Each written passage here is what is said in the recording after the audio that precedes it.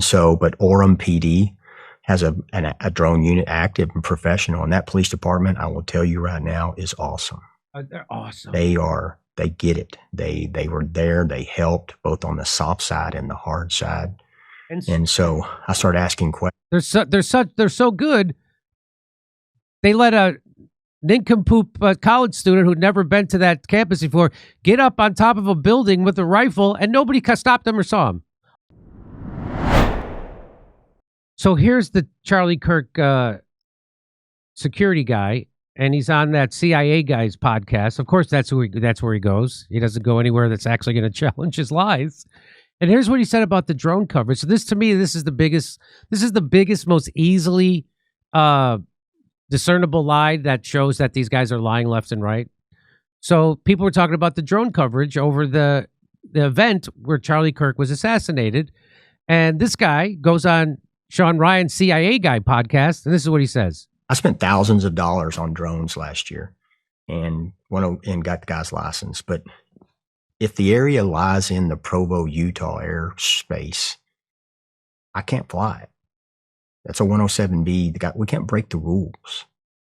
Right? And then you had secondary restrictions, probably due to heavy foot traffic for the school. But I can't go in and break the rules.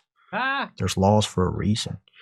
And so now the school could have flown drones, the PD, but they didn't have them, right? But Orem PD has a drone unit active and professional, and that police department, I will tell you right now, is awesome. They're awesome. They get it. They were there. They helped both on the soft side and the hard side. And so I started asking questions. They're so good. They let a nincompoop college student who'd never been to that campus before get up on top of a building with a rifle, and nobody stopped him or saw him. Although other people in the crowd saw him, just like at the Butler, Pennsylvania, people in the crowd saw him. But the people who are supposed to be looking at the rooftops, there's only a few rooftops. They didn't see him. They didn't see this kid get up there, put a gun together. They didn't see it. Come on. So, but they're awesome. But they didn't see a kid crawl up on a roof they're supposed to be looking at. They're supposed to be looking at it. Okay, here we go. Questions like, you guys have a drone unit? Yeah, good. Do you have an MOU or a mutual aid agreement with the school? And they're like, yeah. I said, did they call you and ask for assistance? No. I'm like, why wouldn't you call? And then, so, that's one. So just, I can't go in and break the law. I can't make my guys break the law. I can't go in and do something that would jeopardize their Do you career. have any idea why they would say no? I mean, did they?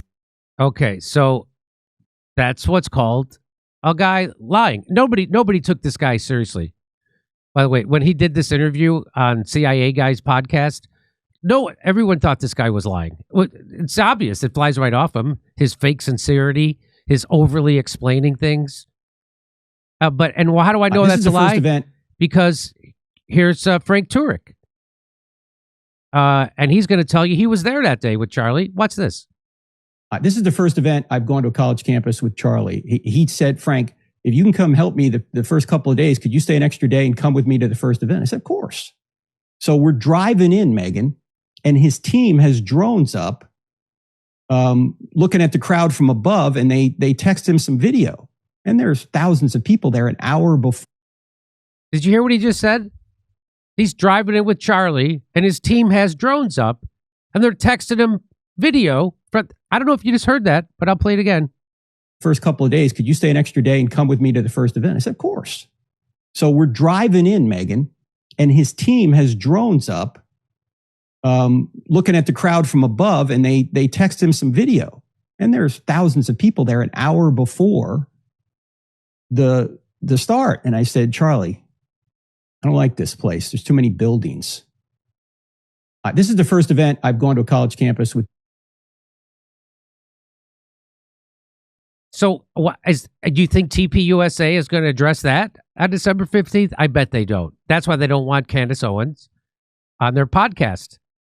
They made it so she can't be there. And she offered to be there. I'll be there any day of the week. Send me a Zoom link. I'll be there. Send me a Zoom link. I'll be there. That's Candace Owens. I'll be there any day of the week. No problem.